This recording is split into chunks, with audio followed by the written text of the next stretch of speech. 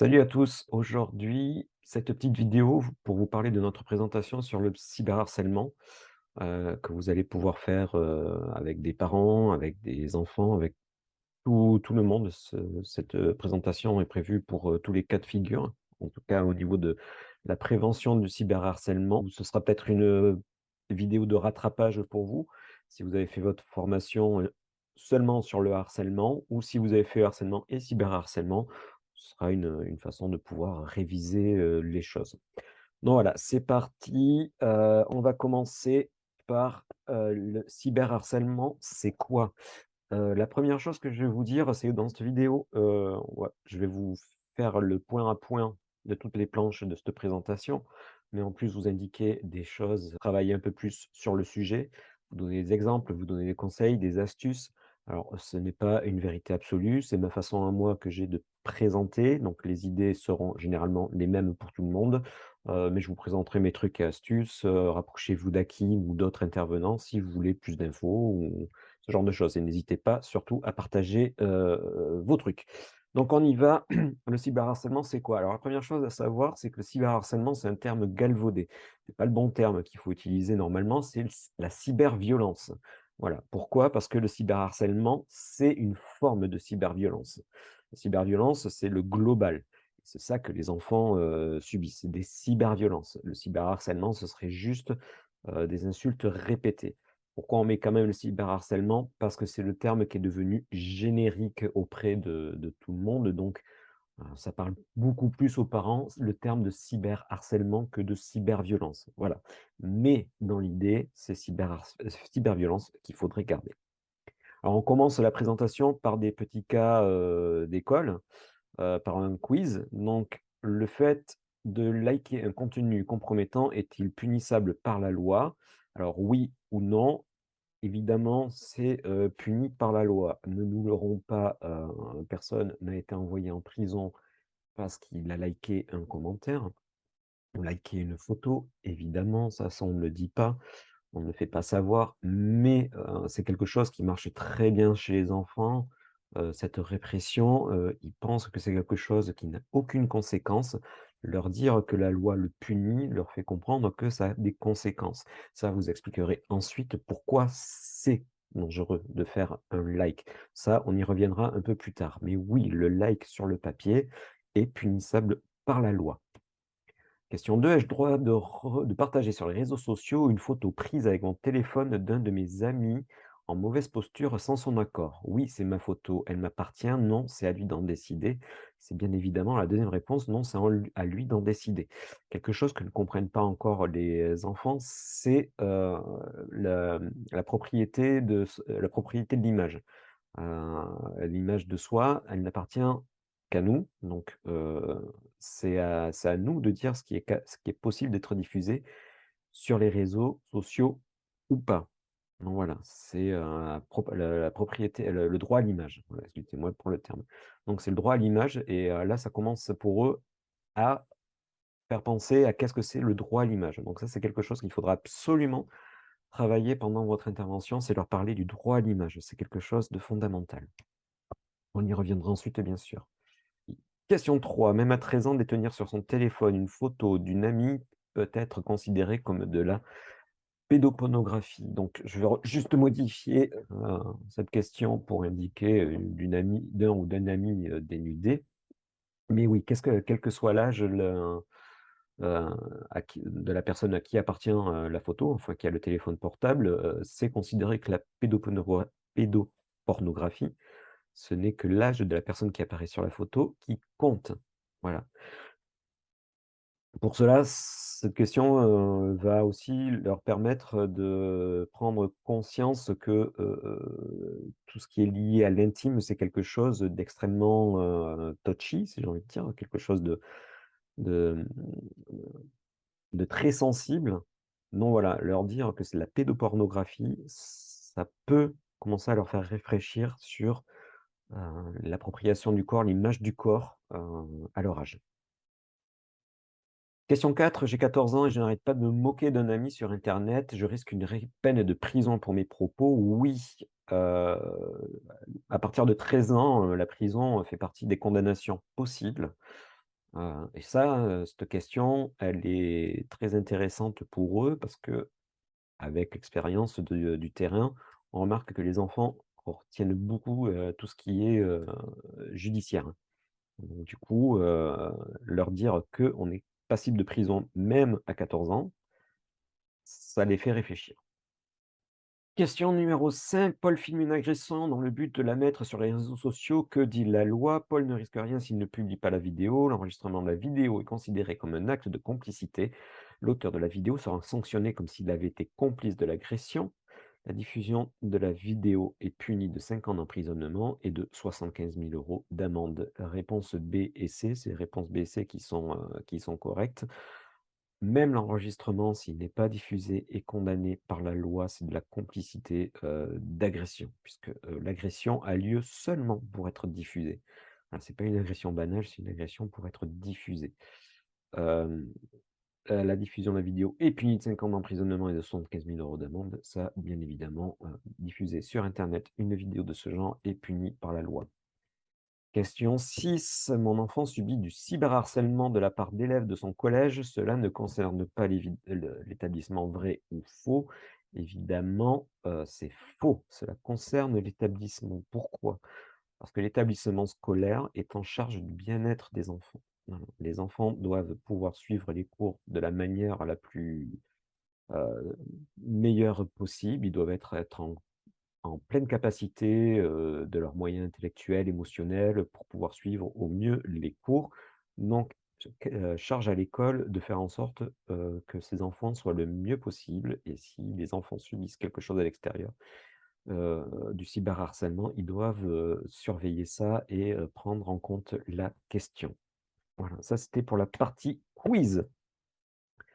Définition du cyberharcèlement. Le cyberharcèlement scolaire est un acte agressif perpétré par un individu ou un groupe d'individus au moyen de formes de communication électronique à l'encontre d'une victime qui ne peut facilement se défendre seule. Vous voyez, contrairement au harcèlement scolaire, ici, on n'a pas la notion de répétitivité. Pourquoi? Parce que sur internet, ça va beaucoup trop vite. Heu, c'est ce que j'explique toujours au niveau on le verra sur les conséquences, c'est que sur le harcèlement scolaire, on va avoir, des impacts, des blessures qui vont aller crescendo. Voilà, petit à petit, la première moquerie va faire mal, la deuxième va faire encore plus mal, et cetera. Sur internet, on est dans un niveau de violence encore plus grave, plus important, parce qu'il y a une démultiplication des intervenants. C'est-à-dire que vous ne faites pas insulter par une personne, vous vous faites insulter par 10 000, par 100, par 300, peu importe, mais le chiffre est beaucoup plus conséquent. Donc du coup, de fait d'être agressé une fois, la les conséquences sont beaucoup plus, graves et rapides. D'où on a plus cette échelle, montante, on a directement, la droite perpendiculaire pour cela. Donc il n'y a pas ce besoin de répétition. C'est pour ça qu'on parle de cyberviolence théoriquement. Là-dessus, il y a aussi le fait que, la cyberviolence, elle va durer tout le temps. Pas forcément les attaques vont durer tout le temps, mais par contre, ce qui est sur internet reste sur internet. Vous avez beau l'effacer, quelqu'un peut l'avoir pris en photo, avoir fait un screenshot, peut l'avoir repartagé. C'est quelque chose qui est très rapide. C'est une maladie qui va s'étendre vraiment partout. D'où le fait que là, on n'a pas besoin de parler de répétition. Ça durera ad vitam aeternam, ce genre de choses. Voilà, le fait de le faire une fois, ça va durer sur toute la vie parce que ces messages vont rester. Donc la victime, elle, verra tout le temps ces messages, sait que quelque chose existe sur elle. Ça ne disparaît pas. D'où, le fait qu'on ne parle plus là de harcèlement, de répétitivité, pour ça. Ensuite, le reste de la définition, je pense, parle d'elle-même. Quelques chiffres, donc sur les chiffres, hop, je décale un petit peu ma fenêtre. Plus d'un jeune sur 2 affirme avoir été victime de cyberviolence, donc en fait, voilà, ça montre que quasiment tout le monde est touché par la cyberviolence. Un élève sur 5 est victime de cyberharcèlement. Les élèves vont avoir, 20 vont être touchés, par le cyberharcèlement. Donc on voit vraiment la différence entre cyberviolence et cyberharcèlement. Cyberharcèlement, c'est-à-dire des moqueries répétées, répétées, répétées, répétées sur internet. Et autre point intéressant, 9 parents sur 10 ne se sentent pas assez informés sur le problème du cyberharcèlement. 9 parents sur 10, le chiffre n'est pas étonnant. Nous sommes la première génération, c'est la première génération de jeunes à naître avec le téléphone portable, à parfois avoir, des connaissances sur les réseaux sociaux beaucoup plus avancées que leurs parents et donc les parents ne savent pas comment faire. Force est de constater que je pense que les jeunes qui sont là sauront mieux gérer leur enfant au niveau, d'internet, quoique, internet ça va extrêmement vite. Ce que l'on sait, aujourd'hui, ce que l'on sait, par exemple d'il y a 2 ans n'est plus valable aujourd'hui.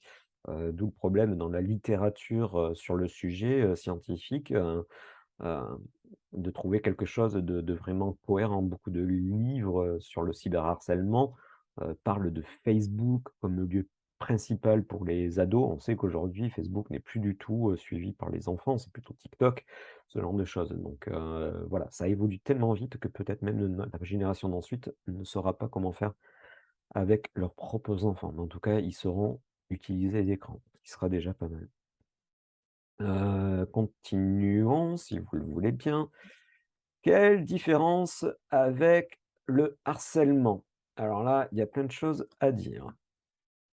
Le flaming, c'est justement cette explosion. C'est quelque chose qui va faire que, les violences, vont être, décuplées par rapport au harcèlement, scolaire. Le harcèlement scolaire se base sur quelques personnes et les moqueries, les brimades vont arriver, avec ces personnes-là seulement. Ça va être 4 personnes qui vont vous embêter et on s'arrête là.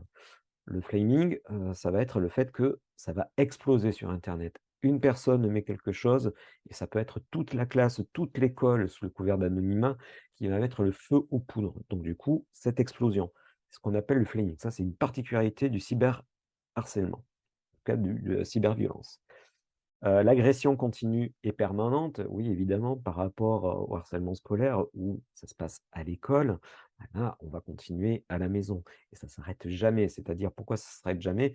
Parce que même si votre harceleur envoie un seul message, en fait, ce message va vivre via les likes, via les reposts, via les partages, via les commentaires et ça s'arrête jamais. Ça peut y avoir des nouveaux messages à 2 heures du matin, ce qui va donner aussi à l'enfant, cette inquiétude de toujours savoir ce qui se passe et de pouvoir regarder son téléphone à 2 heures du matin, d'être tout le temps sur le qui-vive. Ça, en fait, ça ne s'arrête jamais. Ça, c'est une particularité, de l'agression, de la cyberviolence. Heu, la diminution du sentiment de responsabilité, oui, clairement, contrairement au harcèlement où, là, on a besoin d'acteurs, spécifiques, voilà et ça va être que eux qui vont, créer le problème. Là, du fait qu'on ait 10 000 ou 100, peu importe, à attaquer, l'enfant qui attaque peut se dire: «Je ne suis qu'un sur 100, donc ce n'est pas moi le problème. Je ne suis pas responsable. Moi, je fais juste que lancer une petite goutte d'eau». Mais voilà, le souci, c'est que cette goutte d'eau se transforme en mer, voire en océan pour certains. Donc du coup, cette déculpabilisation, parce qu'on attaque, mais en même temps en sachant qu'on ne fait r en sachant en imaginant qu'on ne fait rien de mal.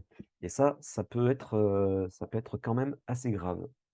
Ensuite, la virulence due au spectre acteur. Donc là, ce qui va être, difficile pour l'enfant et contrairement au harcèlement scolaire où on se limite, au cadre de l'école avec des enfants que l'on connaît, c'est que là, c'est partagé à tout le monde. C'est-à-dire que même des personnes que l'on ne connaît pas, peuvent attaquer et en plus, ces personnes-là, ne connaissant encore moins la victime, peuvent se lâcher, avec encore moins de soucis. Ça va faire aussi partie des effets spécifiques du harcèlement.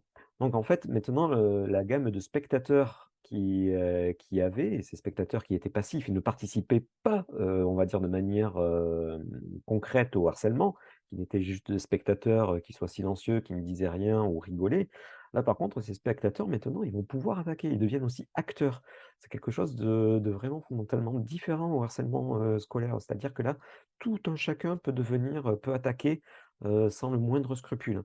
Donc là, ça c'est une des particularités de la cyberviolence et dans les effets spécifiques, il y a, 2 dont je voudrais vous parler. Il y en a plein d'autres, vous pouvez faire vos recherches sur internet. Je suis sûr qu'il y en a que je ne connais pas. Il y a, comme effet, spécifique, aussi l'effet ce qu'on appelle l'effet mandarin.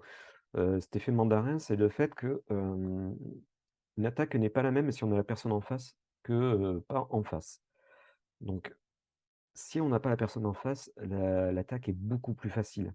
On a moins la culpabilité de faire du mal. On a juste un écran, on n'a pas la personne en face, donc on ne voit pas les effets, que l'on va donner. Si on agresse quelqu'un, verbalement ou physiquement, on en voit directement les conséquences. Si j'insulte quelqu'un et que je la vois en train de pleurer, bon, en tant qu'être normalement constitué, je vais me sentir très mal. Par contre, là, je peux insulter quelqu'un, je ne vois pas le effet la réaction en face, ce qui va rendre la chose beaucoup plus violente et ça, dans le harcèlement scolaire, on ne l'a pas. On a notre victime en face, tandis que là, on a, cette désinhibition la plus totale et on a une attaque facile.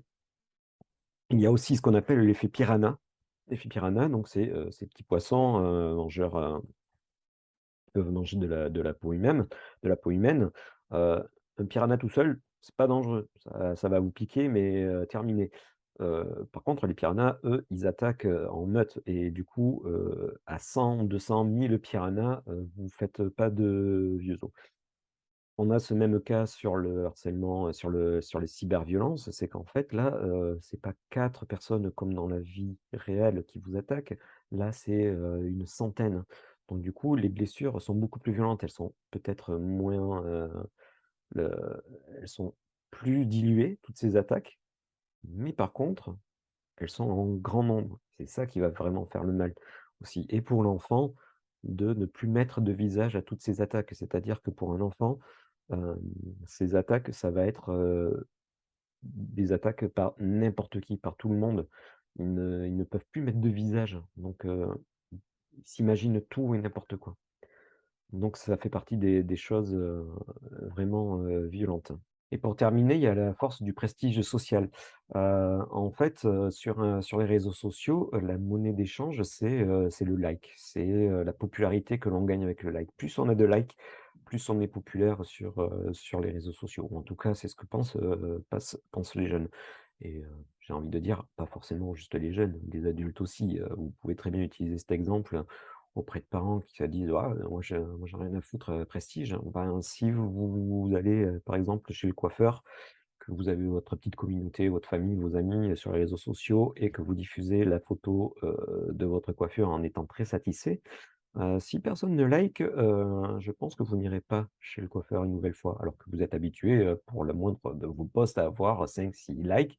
Là, personne ne vous répond. Vous allez très mal le vivre. Donc les enfants, c'est la même chose. Pas de like, ça veut dire: «Je n'existe pas».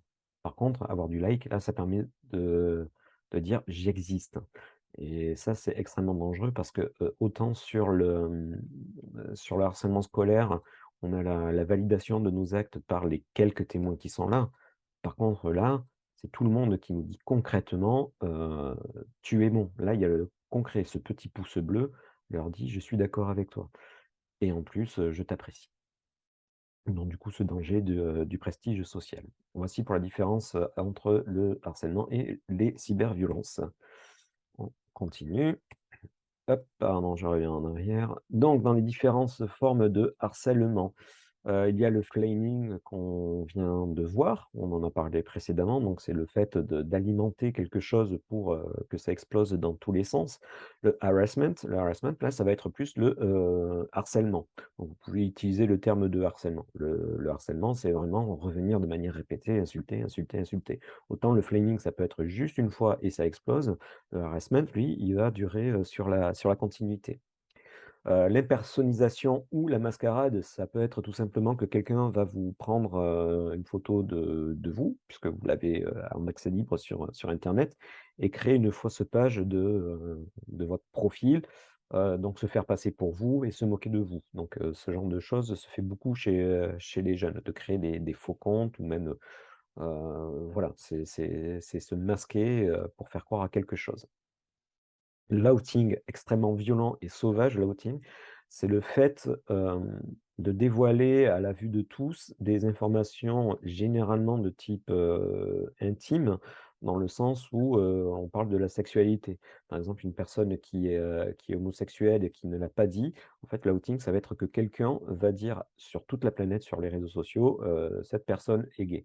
L'outing, c'est quelque chose de très important quand on ne l'a pas exprimé, le fait de faire son coming out. Le fait de faire son coming out, ça doit être entièrement géré par la personne qui doit le faire et pas par les autres. Ce n'est pas aux autres de d'en parler et c'est quelque chose d'extrêmement violent. C'est la personne elle-même de savoir quand, comment et où elle veut, faire son coming out. Le fait de faire un outing, c'est vraiment, être c'est pris vraiment de la pire manière pour quelqu'un, qui n'a pas encore fait son coming out. Donc c'est dévoiler, des choses extrêmement intimes. Le sexting, bah, ça vous le connaissez, ça passe par la dick pic, donc des photos, de parties, intimes et cetera. Des photos d'une soirée, coquine entre couples et puis, le garçon ou la jeune fille, vexé, diffuse tout ça à tout le monde. Ça, c'est aussi quelque chose d'extrêmement violent et j'ai envie de rajouter en plus, sur toutes les autres formes de harcèlement et les types de cyberharcèlement, si on en parle à tout un chacun, on prendra toujours la victime telle qu'elle est. C'est-à-dire quelqu'un qui a subi un dommage, ce n'est pas normal, on est tous du côté de la victime, excepté sur le sexting. Sur le sexting, ça va être le seul cas où généralement la victime va avoir, tout le monde qui lui tombe dessus en lui disant: «Pourquoi tu as fait, cette photo? Tu inconsciente, fallait pas faire ça» et cetera. On n'attaquera jamais celui qui a diffusé la photo, étonnamment, mais par contre, on attaquera toujours la victime. Donc nous, chez les Outsiders, c'est pas du tout cette position que l'on a. Celui qu'on doit culpabiliser, en tout cas si on parle de culpabilisation, c'est celui qui n'a pas respecté, la confiance. Les sexting, les sextos, ça envoie dans une intimité, c'est consenti et on fait confiance à l'autre en face. Si quelqu'un trahit ça, c'est clairement sa faute, c'est pas du tout la faute de la victime. Donc le sexting, ça c'est quelque chose, d'extrêmement, puissant et dangereux. Le stalking, ça va être le fait d'espionner, la vie, de quelqu'un pour en avoir le plus d'informations possible, et pouvoir utiliser, ces informations, par derrière. Pour finir, le catfishing, c'est une sorte de d'hameçonnage où en fait, on va se faire passer, pour quelqu'un d'autre, dans le but, d'attaquer, sa victime dans la vraie vie ou, en demandant des rançons. C'est un hameçonnage où on se fait passer pour, je sais pas, pour une jeune fille à la recherche d'amour et l'ado, se prête au jeu et cetera et puis ça dérive, et se fait avoir par, des personnes, qui souhaitent de l'argent, qui souhaitent, diverses choses, donc avec de la menace. Donc le catfishing, c'est ce genre de choses et tellement d'autres formes de cyberharcèlement, de cyberviolence et il y en aura d'autres évidemment qui arriveront, par la suite.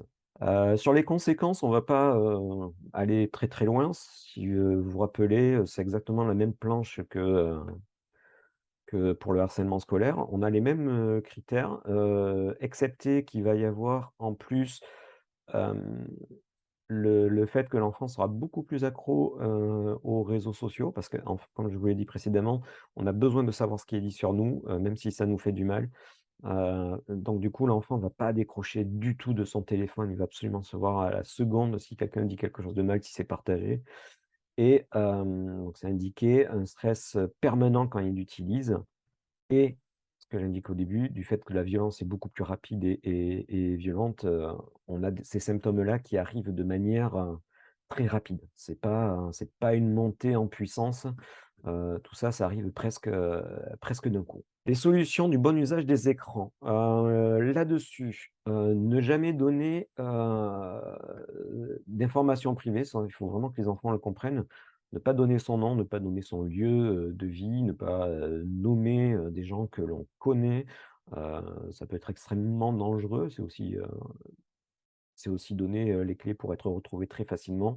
La seule chose qu'il faut absolument leur dire, c'est je reviens en arrière, de surtout donner leur vrai âge. Pourquoi? Parce que si on se fait, attaquer par quelqu'un et que ça va au tribunal, ou que la justice s'en mêle. En fait, on ne retient que l'âge présupposé de que pensait, l'agresseur, que la victime est. Ma phrase n'est pas très très bien, mais vous aurez compris le principe. En fait, l'agresseur, lui, on lui dira: «Beh, vous pensiez attaquer quelqu'un de 15 ans, donc on va rester sur 15 ans». Et lui, l'agresseur ne pouvait pas savoir que la personne en avait 12 au lieu de 15 ou de 16 ou 18.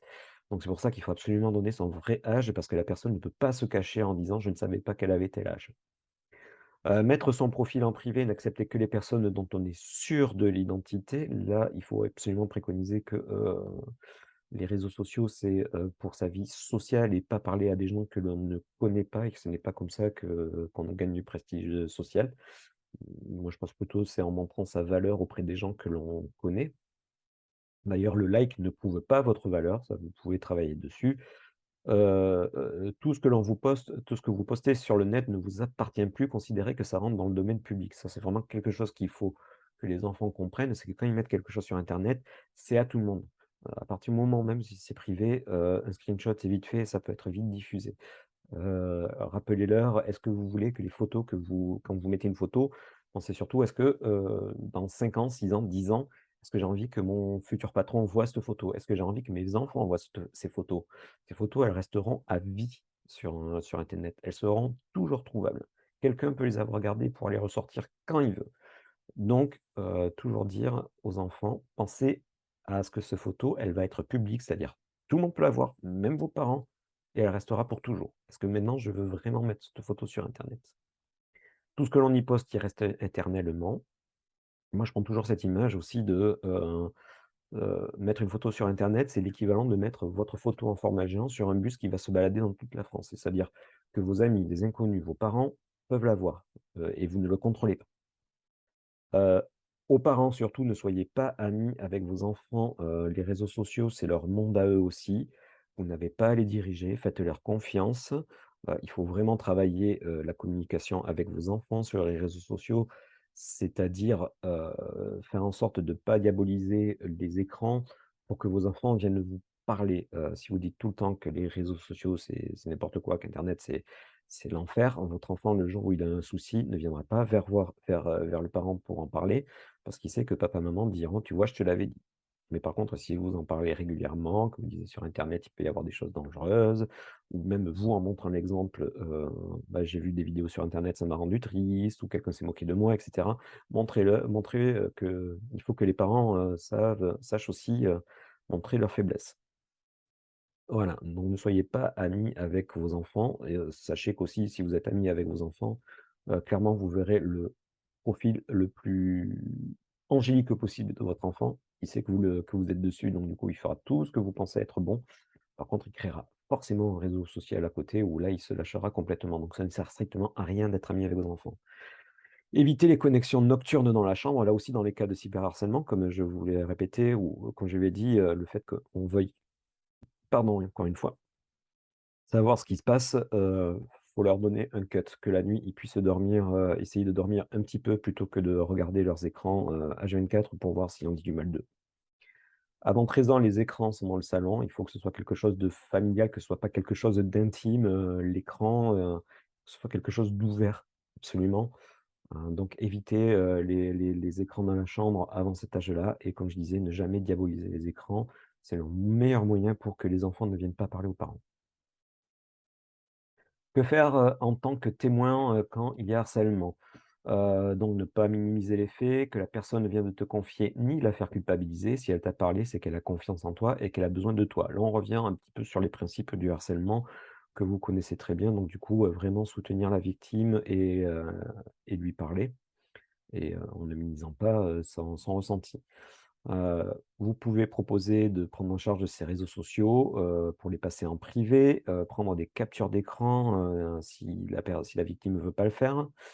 Hem, Aussi, voilà, indiquer des messages positifs, à votre ami, qui est harcelé, pour lui montrer, ben, en fait, c'est pas ce qui a marqué, sur internet qui prouve sa valeur. Ça prouve sa valeur, que c'est une bonne personne, qu'on rigole bien avec elle et cetera. Donc c'est pas les commentaires négatifs, il faut absolument essayer de faire en sorte que les commentaires négatifs soient oubliés et qu'on se raccroche à la bonne personne que l'on est. Évidemment, proposer à la personne de faire, une pause des réseaux sociaux, et essayer de la mener sur un autre terrain. Donc en tant qu'ami, faites ça. Que faire en tant que témoin si je vois des commentaires haineux sur les réseaux sociaux? Alors là, il faut absolument indiquer aux enfants et aux parents, bah, de signaler, de bloquer les comptes, voilà. Dès que ça commence à attaquer, faut signaler et bloquer. Si vous avez, que des amis autour de vous, normalement, ça se passe très bien. Si vous avez des gens que vous connaissez moyennement, beh, c'est eux les plus facilement qui vont vous attaquer. D'où l'importance de toujours accepter que les gens que l'on connaît et que l'on apprécie. Donc, se créer une communauté, positive envers soi. On peut signaler, le contenu auprès de Pharos, donc c'est la police, du net. Heu, Signaler ces contenus aussi via le 3018. Sur l'application 3018, vous pouvez, donner vos screenshots. Vous pouvez parler en chat avec une, personne, mais aussi, surtout, quand vous signalez, ce genre de choses, ils vont contacter directement, le réseau social pour faire disparaître, les images le plus vite possible. Donc généralement en 2 heures ou en tout cas dans la journée, c'est fait. Ils sont vraiment très, très réactifs à ce niveau-là, contrairement aux pour des cas, concernant les adultes, mais pour les enfants, ils sont extrêmement rapides. Donc toujours faire ça. Envoyer des messages de soutien, à la personne cyberharcelée en privé ou en public, mais ne répond pas aux cyberharceleurs pour ne pas alimenter leur haine et faire remonter leurs commentaires. Donc toujours soutenir, envoyer des bonnes choses. Il ne faut pas aussi que l'écran, ça devienne un truc, trop anxiogène. Continuer à mettre des bonnes choses, heu et s'engager. Si vous en avez envie, venez chez les outsiders. On ne manque pas, on ne manque toujours de bras. En tant que victime, on va aussi rester sur les mêmes prépondérants que le harcèlement, en parler le plus rapidement à un adulte ou à des personnes de confiance. Il y a le 3018 à appeler, donc du coup, voilà, ce sont vraiment des experts. Prendre des captures d'écran, bloquer les comptes, via les boutons, adéquats. Bloquer les contacts et toujours rappeler à la victime, qu'elle n'est pas fautive. Ce n'est pas elle qui est responsable de ces attaques. Elle n'y est pour rien, rien du tout et ça, c'est vraiment très important chez les outsiders. On ne donne pas une légitimité, quelconque à ce que la victime, reçoive toutes ces attaques. C'est pas parce qu'elle est petite ou parce qu'elle est grosse ou parce qu'elle ne sait pas poster des trucs sur internet, qu'elle mérite ces attaques. La victime n'est en aucun cas pour quelque chose. En tant que parent, ne pas culpabiliser la victime, toujours pareil, si votre enfant vous parle, c'est qu'il a confiance, donc du coup, allez dans son sens. Bloquer un enfant, lui dire: «Je te l'avais dit, tu avais vu, tu avais pas qu'à faire ça», c'est le meilleur moyen pour qu'il se bloque et ne reparle plus jamais de ça. Donc s'il va dans une spirale encore plus croissante, il ne viendra pas en parler aux parents. Donc du coup, il faut absolument que les parents soutiennent leur enfant. Redonner confiance, ça, on le sait sur le harcèlement scolaire, c'est ce qui est le pire, c'est la perte de confiance en soi qui va mener vers des dépressions et le suicide, donc lui redonner confiance en lui le plus rapidement possible, ça c'est important pour les parents. Le décharger de cette responsabilité et lui dire que maintenant c'est papa, maman qui vont, s'en charger. Qu'est-ce qu'ils vont faire les parents? Beh, les mêmes choses, screenshot 3018, Pharos, contacter l'établissement, si les auteurs font partie des élèves. Le 30-18 peuvent aider, nous, les outsiders, on peut aider, pour les diriger. Voilà, et qu'ils sachent surtout qu'ils ne sont pas seuls, s'ils ne savent pas quoi faire. Dans le cadre juridique, bon là, c'est du formel, donc là, je ne vais pas aller beaucoup plus loin, c'est puni par la loi depuis 2014. On peut déposer plainte quel que soit l'âge et la police est obligée de prendre votre plainte. Par contre, si vous êtes, trop jeune, il faut que vous soyez accompagné d'un adulte, donc je crois, en dessous de 14 ans, il faut que vous soyez, accompagné d'un adulte pour déposer plainte, mais ils sont obligés de prendre votre plainte et toujours les preuves. Au moins le gros changement avec le harcèlement, c'est que, excepté pour les coups, sur le harcèlement scolaire, bah, les preuves, c'est quelque chose de difficile à voir. Sur le cyberharcèlement, le screenshot est là, donc vous pouvez faire des photos et même si un petit malin vous dit: «Oui, mais sur Snapchat, on peut pas». Si, sur Snapchat, il y a des outils qui permettent de prendre des captures d'écran, donc capture d'écran est faisable tout le temps et bien entendu, les outsiders sont là pour accompagner. mais qui nécessite également un accompagnement, que tu portes plainte ou non, toute la violence que tu as subie a affaibli ta confiance en toi et t'a marqué, alors n'hésite pas à consulter un psy ou un autre professionnel de santé. On peut parler du tutorat à ce moment-là. Les messages haineux représentent une infime partie des gens qui te connaissent. Tu as des qualités que tu ne montres pas sur les réseaux sociaux, car tu montres les qualités que tu veux, c'est celles qui font de toi une personne unique et sympathique. Et il existe plein de mesures pour sécuriser ces réseaux sociaux. Tu peux les passer en privé, changer les paramètres, et cetera. Donc, rappeler aux enfants aussi qu'ils doivent se protéger et que, leur valeur n'est pas celle que, les réseaux sociaux montrent. Bien évidemment, là, vous pouvez utiliser, par exemple, le cercle de compliments où les enfants qui sont en cercle doivent dire, un compliment à la personne qui est à leur côté. Ça leur montre, le côté empathique heu, de la bienveillance envers l'autre plutôt. Et vous verrez qu'au début, c'est dur pour eux de sortir un compliment, forcément, même s'ils connaissent pas trop la personne à côté, s'ils n'aiment pas trop, de sortir un compliment. Mais généralement, quand ils ont fait le tour, ils demandent aussitôt de faire le tour inverse, de recommencer, mais dans l'autre sens. Ça, c'est un outil que vous pouvez, utiliser. Les ressources, le 3018 important, donc du coup, c'est le numéro national e-enfance pour lutter contre le cyberharcèlement. Vous pouvez le proposer, enfin, vous le proposez obligatoirement, celui-là. Rappeler que l'application, en tout cas pour les parents, permet, et pour les enfants aussi, de parler, de téléphoner à un conseiller. Évidemment, les enfants, eux, ne téléphonent plus, ils vont envoyer des chats, des textos, donc du coup, ils ont créé le bouton chat dessus. Vous pouvez y aller, dessus pour chatter et aussi, garder tous les screenshots et aussi demander la suppression de données. 78 très important. Famille ça c'est plus pour les parents qui ne savent pas vraiment comment appréhender internet à la maison. Faminum, j'en ai fait une vidéo déjà que vous retrouverez sur notre chaîne YouTube, privée, sur comment on l'utilise. Donc du coup, Faminum pour, récapituler, va vous demander qui est votre famille, quels sont les écrans qu'il y a, comment vous utilisez l'écran actuellement. Va vous proposer plein de petites règles à en mettre en place. Il vous en proposer 30-40. Donc choisissez absolument, et ça c'est très important de le dire, vous faites ça avec votre enfant. Un enfant, si vous lui dites du jour au lendemain: «Tu passes de 4 heures à 2 heures d'écran», va râler. Par contre, si vous proposez, si vous le mettez dans le truc, «Bon 4 heures c'est peut-être un peu trop, est-ce qu'on peut baisser? Qu'est-ce que tu en penses? Tu mettrais quelle heure?» L'enfant, tant qu'à partir du moment où on lui donne la légitimité d'agir, bah, il proposera. Très honnêtement, il proposera. Il préfère, faire partie, de résoudre le problème que de subir, la conséquence, directement sans même avoir été, questionné. Donc Faminum va vous poser plein de petites questions. Donc avec votre enfant, vous décidez quelles règles vous voulez bien appliquer à la maison et à partir de là, vous allez pouvoir sélectionner 8 règles au maximum, il n'y en ait pas trop, que vous mettrez, à disposition à la maison. Ça vous fait un petit format très, très joli et très important. Chaque règle, vous indiquez à qui, elle est applicable.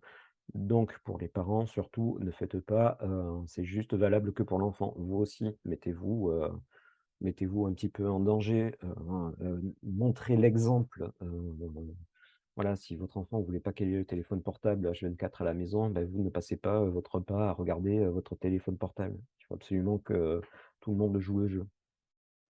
Bodyguard, on en parle beaucoup, sur le harcèlement scolaire. Rapidement, pour les 2 de fond qui n'ont pas écouté, un Bodyguard, c'est une application qu'on installe sur le téléphone de papa-maman. On demande à son enfant de se connecter sur, le réseau social sur un réseau social, hein, comme, Instagram, comme, je crois, Twitch. On demande de se connecter donc sur le téléphone de papa, maman via cette application, ils ne verront pas ce qui se passe sur le réseau social en question.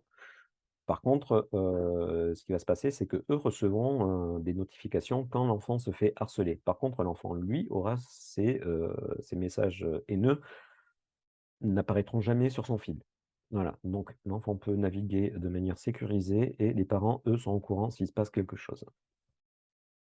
Les sites e-enfance, internet sans crainte, ce sont des pépites, surtout internet sans crainte, au niveau, des astuces, quoi faire, comment se protéger, que faire en cas d'attaque, des ateliers, des exercices. C'est vraiment la caverne au trésor. Donc je vous conseille d'aller sur internet sans crainte pour trouver un maximum d'infos. Les parents, c'est open bar. Allez-y, c'est vraiment très, très bien fait. Réseau social Kiligi. Kiligi, qu'est-ce que c'est? C'est un réseau social positif. C'est un réseau social où en fait votre popularité, si on peut parler de ça, en fait ne grandira que si vous avez, si vous êtes bien comporté. C'est-à-dire, c'est une sorte de petit journal intime. Vous pouvez poster de manière anonyme ou personnelle, sans souci. Vous changez, constamment de profil et en fait, l'idée, c'est que, les gens du coup vont réagir bien, de manière bienveillante à, vos messages. Donc vous pouvez tout simplement même dire quelque chose de très positif: «Je suis très content aujourd'hui, j'ai fait ça» et vous allez voir plein de gens qui vont vous encourager. Vous pouvez dire: «J'ai un souci, à l'école, ça va pas» et les gens vont venir vous aider. Comment, tout ça, ça peut être bien protégé? Bah, tout simplement, les photos sont interdites, donc du coup, dixit des photos, là, c'est vraiment que le texte qui compte et puis surtout, c'est, lié avec, Bodyguard. Ce qui fait que tous les messages haineux disparaissent, aussitôt. Donc du coup, que du positif et chaque fois que vous aidez quelqu'un en lui disant, voilà: «Moi, je peux te conseiller ci, ça», en fait, vous allez recevoir des remerciements et plus vous avez de remerciements, plus vous allez débloquer de fonctionnalités, dans l'application. Donc en fait, plus vous aidez, votre communauté, plus vous êtes bienveillant avec les gens, plus vous allez, gagner de choses dans cette application. C'est vraiment très, très bien fait. Moi, j'y vais de temps en temps, c'est super, tout le monde s'entraide et puis c'est un réseau social vraiment pour les ados, donc les problèmes de cœur qu'ils ont, qui paraissent tellement, loin pour les parents, mais au moins ils ont des personnes en face de leur âge qui viennent les aider. Donc Kiligi, voilà, moi je le propose tout le temps, je sais que très peu y iront, mais qu'ils sachent que s'ils ont besoin de parler de manière anonyme, il y a Kiligi qui existe et ils recevront beaucoup d'aide. Dans les bouquins, à conseiller 3, 6, 9, 12 de Serge Tisseron, il y a le site internet et le livre. Ce bouquin est juste parfait, ça ne diabolise pas les écrans, ça indique bien comment on fait pour avancer avec son enfant, dans l'apprentissage des écrans, d'année en année. Vous verrez même beaucoup dans les établissements, la plaquette de ce livre où il y a pas mal d'infos. 3, 6, 9, 12, faites-y un tour sur le site internet, vous allez apprendre beaucoup de choses et le dernier bouquin, qui est sorti sur le sujet, Comment agir face au cyberharcèlement de Bruno Hembeck, heu, où il y a vraiment beaucoup d'infos et surtout il est sorti cette année, donc on y parle de TikTok, on y parle des réseaux sociaux aujourd'hui. Donc c'est le bouquin le plus, à jour, sur le sujet. Vous pouvez l'emprunter bien évidemment auprès de l'association. Voilà, ça c'est à conseiller aux parents, lecteurs qui en veulent en savoir beaucoup plus. Évidemment, vous proposez aussi l'aide des outsiders via le tutorat, accompagnement psychologique et accompagnement juridique, on ne le fait pas nous, mais par contre, on sait le diriger vers les bonnes personnes. Voilà. Et ensuite, c'est le moment des questions-réponses. Donc j'espère que, cette petite vidéo, que je pense qui est un peu longue, vous aura aidé. J'espère que vous l'avez écoutée en podcast. Surtout n'hésitez pas à revenir vers moi ou Hakim, avec qui on a préparé cette documentation, pour, si vous avez d'autres questions. Surtout, n'hésitez pas, voilà, faites-vous confiance, ça se passera très, très bien. N'hésitez pas à aller sur les quelques sites que j'ai recommandés, Internet sans crainte, e-Enfance, 3, 6, 9, 12. Vous aurez, plein d'infos. Voilà, je vous souhaite bon courage, bonne intervention et à très bientôt.